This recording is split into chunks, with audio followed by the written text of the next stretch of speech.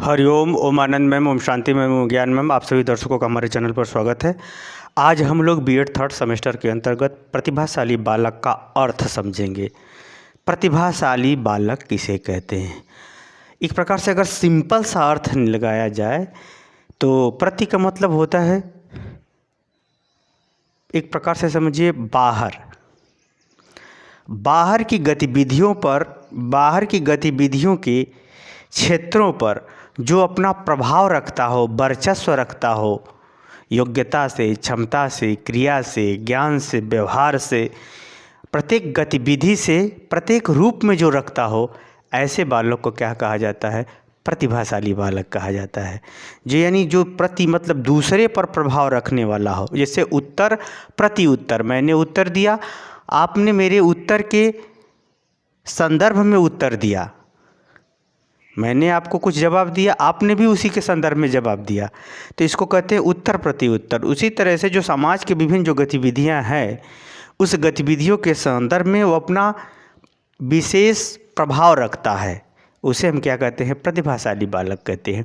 आइए अब हम लोग बीएड के सिलेबस के अंतर्गत व्यापक रूप से व्यवहार में जोड़ते हुए, व्यवहार के दृष्टिकोण से अध्ययन करते हुए इसका अर्थ देखते हैं। आइए, इसमें अगर देखा जाए जो प्रतिभाशाली बालक है, अब देखिए इसको हम विशेष रूप से आपसे व्याख्या कर रहा हूँ। वीडियो समझ में आए तो लाइक शेयर सब्सक्राइब करते रहिएगा, कराते रहिएगा। चूँकि मैं सिलेबस पढ़ाता हूँ, इसलिए आप लोग किसी मेरे द्वारा पढ़ाई हुई चीज़ को क्रमबद्ध देखेंगे तो ज़्यादा समझ में आएगा, क्योंकि यह कंपटीशन नहीं है, यह सिलेबस है जिसमें व्यापकता और सूक्ष्मता दोनों चाहिए। आइए हम लोग देखते हैं व्यापक अर्थ। वह बालक जो परिस्थितियों के अनुसार या परिस्थितियों में विशेष ज्ञान, व्यवहार और क्रिया इत्यादि को व्यवस्थित रूप से ज़्यादा बेहतर ढंग से प्रस्तुत करता हो, समझता हो, पहचानता हो, व्यवहार करता हो, उसे हम क्या कहते हैं? प्रतिभाशाली बालक कहते हैं। प्रतिभाशाली बालक वह बालक है जो विभिन्न परिस्थितियों में ज्ञान, व्यवहार और क्रिया, याद रखिए ज्ञान का यहाँ तात्पर्य है उसके पास जो सूचना है, जो जानकारी है, जो समझ है, जो तर्क है, जो जिज्ञासा है, जो उसकी जो है पकड़ है, जो ज्ञान में विवेक है, इन सब गतिविधियों में। व्यवहार का तात्पर्य है मनुष्य और मनुष्य के बीच व्यवहार, सजीव और निर्जीव के बीच व्यवहार, मनुष्य और दूसरे समाज परिस्थितियों के संदर्भ में उसके जो व्यवहार हैं, मनुष्य और प्रयोगात्मक गतिविधियों में जो उसके व्यवहार हैं। क्रिया यानी जो स्वयं वो कार्य करता है। इन तीनों यानी ज्ञान में, व्यवहार में और क्रिया में, खासतौर से परिस्थितियों में, सामाजिक परिस्थिति, आर्थिक परिस्थिति, राजनैतिक परिस्थिति, प्राकृतिक परिस्थिति, यानी सभी प्रकार की परिस्थिति हों। यानी बालक वह बालक जो विभिन्न परिस्थितियों में ज्ञान, व्यवहार और क्रिया इत्यादि के संदर्भ में व्यवस्थित रूप से अपना प्रभाव रखता हो, अपना वर्चस्व रखता हो, अपनी गतिविधियों को व्यवस्थित ढंग से संपादित करता हो, ऐसे बालक को हम लोग क्या कहते हैं? प्रतिभाशाली बालक कहते हैं। उसे हम बालक को क्या कहते हैं?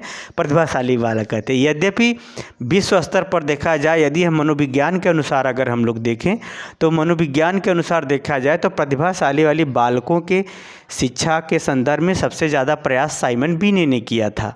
लेकिन इन्होंने इसका जो है आईक्यू स्तर पर मापन करने की जो सीमा निर्धारित की गई या इसका निर्धारण किया था टर्मन ने कहा था, जिस बालक का आईक्यू लेवल यानी बुद्धि लब्धि 140 से अधिक हो, उसे हम क्या मानते हैं? प्रतिभाशाली बालक मानते हैं। उसे हम क्या मानते हैं? प्रतिभाशाली बालक मानते हैं। और थोड़ा सा इसका हम लोग और अर्थ देखते हैं और व्यवहारिक रूप से अर्थ देखते हैं।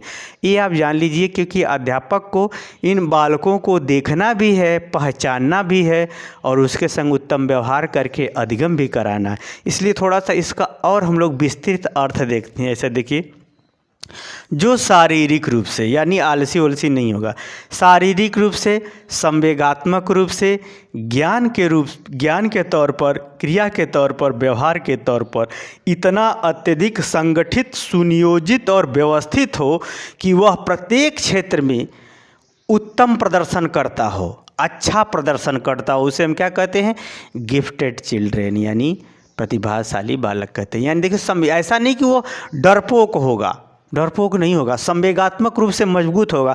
अच्छे संवेग उसके ज़्यादा विकास किए रहते हैं, गलत संवेग कम।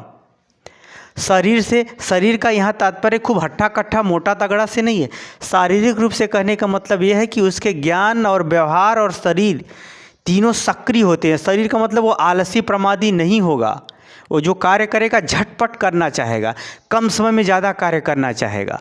ये कहने का मतलब वो शारीरिक रूप से भी सक्रिय होता है, यानी शरीर के माध्यम से अपने संवेगात्मक यानी जो विभिन्न प्रकार के जो संवेग हैं, हर्ष, दुख, प्रसन्नता, दया, उदारता, क्षमा इत्यादि जो अच्छे संवेग हैं उनका भी विकास ज़्यादा हुआ होता है। और वह ज्ञान के तौर पर जिज्ञासु होता है, ज़्यादा जानने की प्रेरणा रखता है, ज़्यादा ज्ञान रखता है, वो ज़्यादा समय तक याद रख सकता है, जल्दी याद कर लेता है और क्रियाओं को वह बेहतर ढंग से करना चाहता है, स्टेप बाय स्टेप, क्रम को नहीं तोड़ना चाहता, क्रम को बनाए रखता है। उसी तरह से दूसरे के संग भी व्यवहार उसका अच्छा होता है। तो ऐसे बालक को प्रतिभाशाली बालक कहते हैं, जो शारीरिक रूप से, संवेगात्मक रूप से, ज्ञान के तौर पर, क्रिया के तौर पर और व्यवहार के तौर पर उत्तम प्रदर्शन करता हो, या इन सभी गतिविधियों को संयुक्त रूप से इस प्रकार से प्रयोग करता है कि वह उत्तम व्यवहार या अच्छा व्यवहार प्रदर्शित करता है, उसे हम क्या कहते हैं, प्रतिभाशाली बालक कहते हैं। इसको थोड़ा सा और देखा जाए, अगर सामाजिक दृष्टिकोण से अगर हम इसका अर्थ लगाएं तो ऐसा बालक जो है सृजनशील होता है।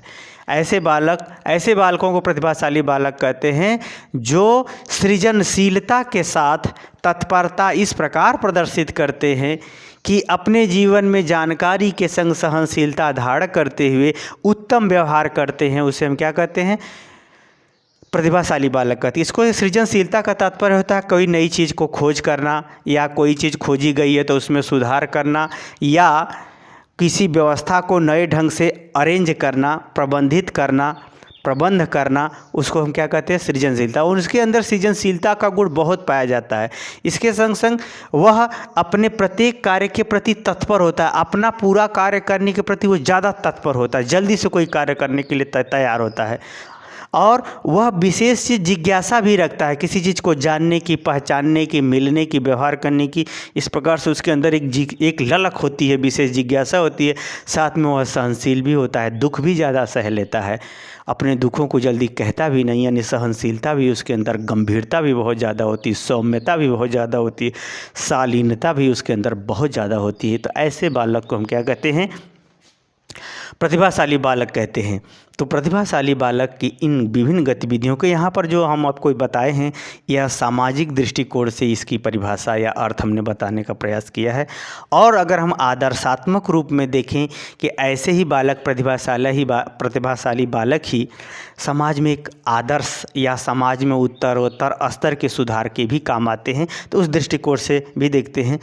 अगर प्रतिभाशाली बालक वह बालक है जो परिस्थितियों में समायोजन शीघ्र करता है और उस समायोजित परिस्थितियों में नेतृत्व करते हुए सामाजिक स्तरों में उत्तरोत्तर सुधार करता है। सामाजिक स्तरों में क्या करता है, उत्तरोत्तर सुधार करता है, उसे भी हम क्या कहते हैं, प्रतिभाशाली बालक। इसे समाजशास्त्र के अनुसार आप देख सकते हैं। जैसे गांधी जी अंग्रेज़ों की परिस्थितियों में जल्दी से समायोजित हो गए, समझ गए, फिर उन्होंने क्या किया, जो गलत परिस्थितियां थी उसको दूर करने के लिए नेतृत्व किया और पूरे भारत के स्तर में यानी सुधार कर दिया, यानी परिस्थितियों का सुधार कर दिया। इस तरह से अगर डॉक्टर को भी देखा जाए तो डॉक्टर क्या करता है, जैसे ही मरीज आता है घबराया, डॉक्टर उसको देख के समायोजित हो जाता है, उसके हाँ में हाँ पूरी तरह मिला देता है। फिर क्या करता है, फिर देखता है कि कहाँ फॉल्ट है, फिर अपने अनुसार नेतृत्व करता है उसका। फिर क्या करता है, उसे क्या करता है, उसके स्थिति में सुधार, यानी रोगी का इलाज करते हुए सुधार कर देता है। तो इस प्रकार से अगर देखा जाए तो जो प्रतिभाशाली बालक होते हैं, ये तो भगवान की जिसके ऊपर कृपा हो, ऐसे पुत्र रत्न प्राप्त हो, पुत्री रूपी में रत्न प्राप्त होते हैं। तो ये जो ऐसे जो प्रतिभाशाली बालक होते हैं, ज़्यादातर अगर आप व्यवहार में देखें तो जो दार्शनिक होते हैं, जो बड़े बड़े दार्शनिक हुए समाज में, भारत में भी अगर देखा जाए तो महात्मा गांधी जी, सर्वपल्ली राधाकृष्णन जी, ये लोग शिक्षा के क्षेत्र में, समाज के क्षेत्र में एक दार्शनिक रूप ले चुके थे। विवेकानंद जी आध्यात्म के रूप में, यानी आध्यात्मिक विद्या तो सर्वोत्तम विद्या होती है, तो आध्यात्म का ही योद्धा वास्तव में सर्वोपरि योद्धा है। फिर भी अगर आपको ये बात अच्छी ना लगे तो आपकी समस्या, लेकिन जो मैं जानता था बताता। उसी तरह से अगर हम कहा जाए तो ऐसे बाल दार्शनिक के रूप में डॉक्टर, इंजीनियर, साहित्यकार, लेखक, चित्रकार, नेता। नेता का अर्थ आप लोग अगर जानते, शायद नहीं जानते होंगे।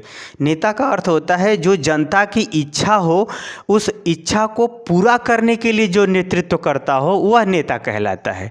जनता की इच्छा को पूरा करने के लिए जो हर कर्म करता हो, वो नेता कहलाता हो। ऐसा नहीं कि जनता को झलावा देने वाले या जनता के संग झूठ बोलने वाले, ये सब नेता नहीं होते। ये नेता नहीं, भ्रष्टाचारी होते हैं। आज के समय में नेता बहुत कम हैं, नहीं के बराबर हो चुके हैं। जो अपने ऐश्वर्य में खोया हो और जनता के सुख दुख को भूल गया हो, वो नेता नहीं। अब क्या कहें, भ्रष्टाचारी हैं लोग, गड़बड़ होते हैं। तो नेता का अर्थ ही होता है जो जनता की इच्छा को पूरा करने के लिए हर कर्म करने के लिए तैयार हो, वो नेता कहलाता है। तो आपको तो नेता नहीं रह गए हैं, नेता के रूप में बड़े बड़े ईमानदार बन चुके हैं। आपकी ये ना समझी, ना जानकारी है, आपकी कामचोरई है, व्यक्तिगत अवधारणा है, जो ऐसे लोग समाज में नेतृत्व के नाम पे ठगी कर रहे हैं, वो किसी रूप में पड़े हुए हैं आज तक। तो आप लोग समझ गए होंगे। जैसे नेता सुभाष चंद्र बोस जी का क्या था, नेताजी को क्या दिक्कत थी? कोई दिक्कत नहीं थी, सब कुछ भरा पड़ा था परिवार, लेकिन उन्होंने भारत की जनता के लिए सब कुछ करने के लिए तैयार हुए और किया भी, वो नेता कहलाता है। नेता शब्द आज तक सिर्फ सुभाष चंद्र बोस के लिए ही लगा, दूसरा कोई हुआ ही नहीं। अगर हुआ तो उस सीमा तक पहुंचा ही नहीं, तो उसे कैसे सफलता का प्रमाण दे दिया जाए? तो नेता अभी तक तो मात्र नेता सुभाष चंद्र बोस जी हुई हैं, जो परम आदरणीय हैं, परम स्मरणीय हैं, परम श्रद्धेय हैं, परम पूजनीय भी हैं भारत के लिए। तो अगर ये कहा जाए तो इस प्रकार से प्रतिभाशाली बालकों का अर्थ आप समझ गए होंगे। अगर समझ गए हैं तो कमेंट बॉक्स में ज़रूर बताइए। आगे की वीडियो में इसके पहचान के विषय में बताई जाएगी, जो आप देखेंगे सुनेंगे तो एक ही दो बार में आपको याद हो जाएगा। हमारा वीडियो कैसा लगा कमेंट बॉक्स में ज़रूर बताइए। साथ ही मेरे चैनल को लाइक से सब्सक्राइब भी कीजिए। हरिओम।